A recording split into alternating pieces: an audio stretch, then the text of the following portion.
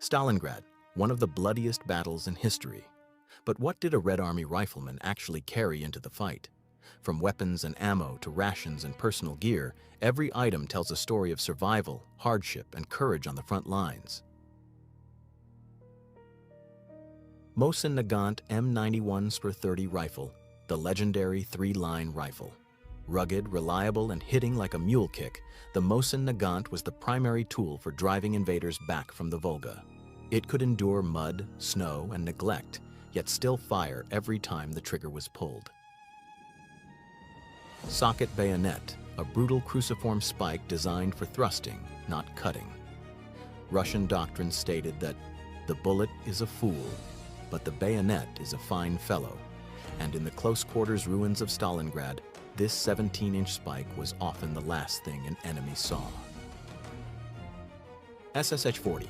Steel helmet replacing the earlier silhouettes, the SSH-40 became the iconic symbol of the Soviet soldier. Its heavy steel shell offered solid protection against shrapnel and falling debris in the bombed-out city streets.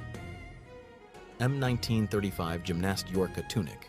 This pullover tunic with a high-standing collar was the standard uniform top.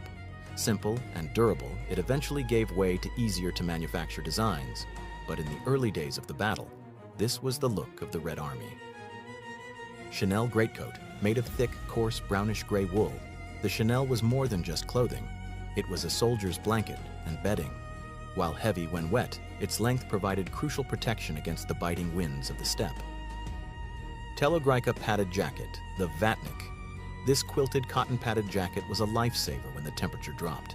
Cheap to produce and incredibly warm, it gave the Soviet soldier a distinct advantage over freezing German troops lacking proper winter gear. Ushanka fur hat, made from synthetic fish fur or sheepskin. The Ushanka is the definitive Russian winter hat. With ear flaps that could be tied up or lowered to protect the chin and neck, it was essential for preventing frostbite. Pilotka side cap, the standard summer headgear. Worn slightly tilted, this simple folding cloth cap offered no protection but was light, easy to stow, and held the Red Star badge of the Soviet Union. Charivari breeches.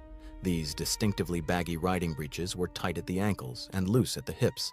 The loose fit allowed for ease of movement while running through rubble or climbing over obstacles. Kurza jackboots. With leather in short supply, the Soviets invented kurza, a canvas fabric treated with rubber-like substances to imitate leather. These boots were waterproof and breathable, though they had a distinctive chemical smell.